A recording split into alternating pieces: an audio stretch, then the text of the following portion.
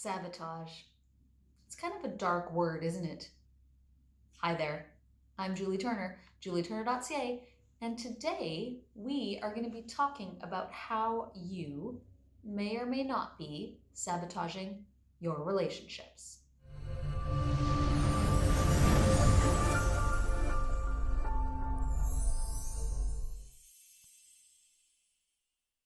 So, like I said, we're going to have a little bit of a conversation around the word sabotage. So, to answer your question, are you sabotaging your relationships? I'm going to say for most of us, yes. I know that sounds a little harsh, but it's probably true. So, there are many, many different ways to sabotage relationships, and we're going to talk about a few of them today. So, if any of this resonates with you, please click the button below or above, wherever it is around this video, to book a free strategy session with me or with someone else. Because if you're participating in some or all of these behaviors, it's time to make a change. Now, before we go any further, if you like what I have to say here, please please subscribe, and absolutely share if this content resonates with you. All right. So the question is, are you sabotaging your relationships? And I've already said yes. So how are you sabotaging your relationships? Okay. Now there's many different things that you can do to sabotage relationships. And this can be romantic or friendship or any other relationship. However, we're going to kind of focus more or less on romantic in a couple of these instances. But just know that it can filter through to any relationship. So if you've got a challenging relationship, maybe look at some of these issues. Okay, so the first one is not having clarity around why you got into that relationship in the first place. So, for example, let's assume that this is a romantic relationship and you start this relationship because in your mind, you're thinking that you want a relationship. And then you realize, maybe I don't actually want a relationship, but I really like this person, so we'll hang out a little bit. And you don't really know why you got into that relationship, and the other person has no idea why you or they got into that relationship.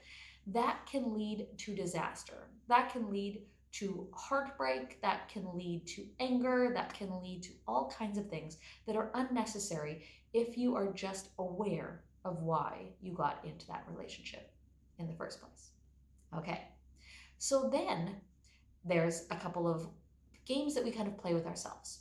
Okay, so somebody says or does something within a relationship, and you apply your thought processes to it. So, example, somebody says something to you, and your mind goes, if I said that, I would have meant this. So, therefore, they mean that.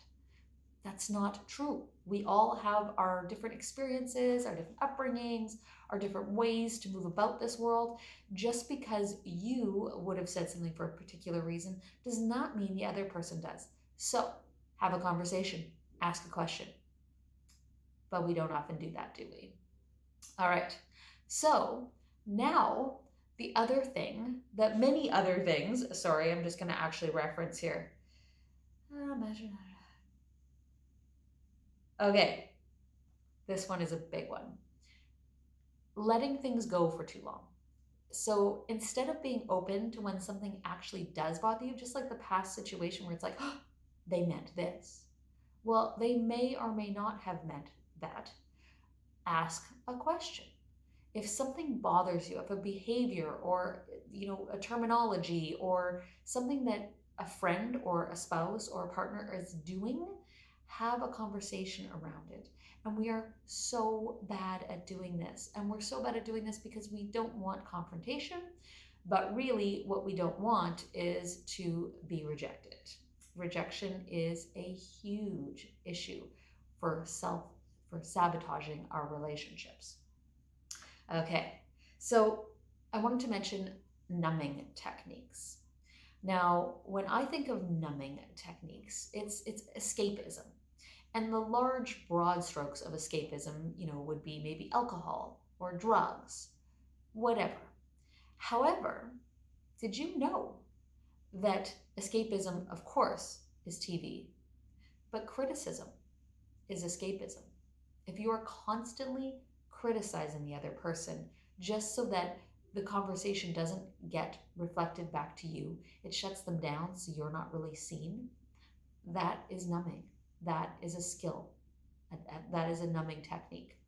Another one is constantly being busy. Maybe you're always working late. Maybe you're always participating in some type of activity that makes you seem like an amazing, busy person, but it's actually a numbing technique. And that is sabotaging your relationships. Okay, so we haven't even gotten into how we sabotage our relationships from the point of view that we actually choose somebody that we should never be with in the first place. So before you even enter into a relationship, your intuition has told you this is not the person for you. Now, that doesn't mean there's anything wrong with that person. Sometimes it's a very lovely person, but if it's not the person for you, you are not going to be able to show up for that person in that relationship. So I'm sure that some of you, if not all of you, recognize one of those techniques that I've mentioned. It's either not knowing why you're getting into a relationship in the first place, which can have you in a relationship you didn't want to be in. And of course, that's you sabotaging the relationship. I'm sorry, we can't really blame anybody else. There's two of you in the relationship, but if neither of you is unwilling, you have to both take credit for sabotaging the relationship. Now, again, the other one is imagining that the story that's going on in your head is actually going on in anyone else's head. I talk about that all the time. A lot of our life actually happens in our heads, and especially our relationships. My goodness, you can meet somebody once and have a story about them that is so large, that is so exciting or detrimental. You've had an entire relationship all in your head. So don't fool yourself that what's going on in your head is going on in the other person's head.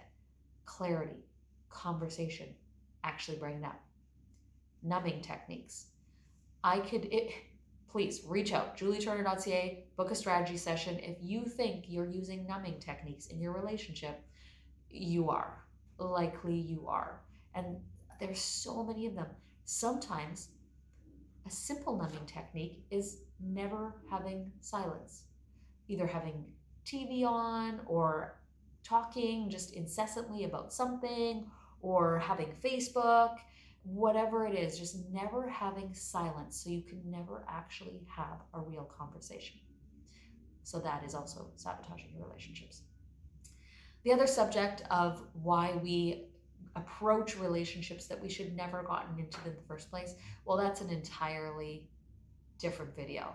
That's a huge one. That's going to take us a long time to go through.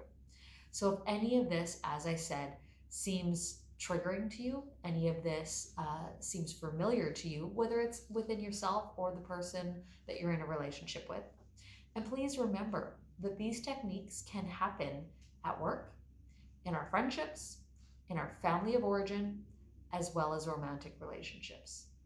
So if you are interested in more information on me or knowing more about my courses, please go to julieturner.ca and just connect with me if you choose. I would love, love, love to hear from you.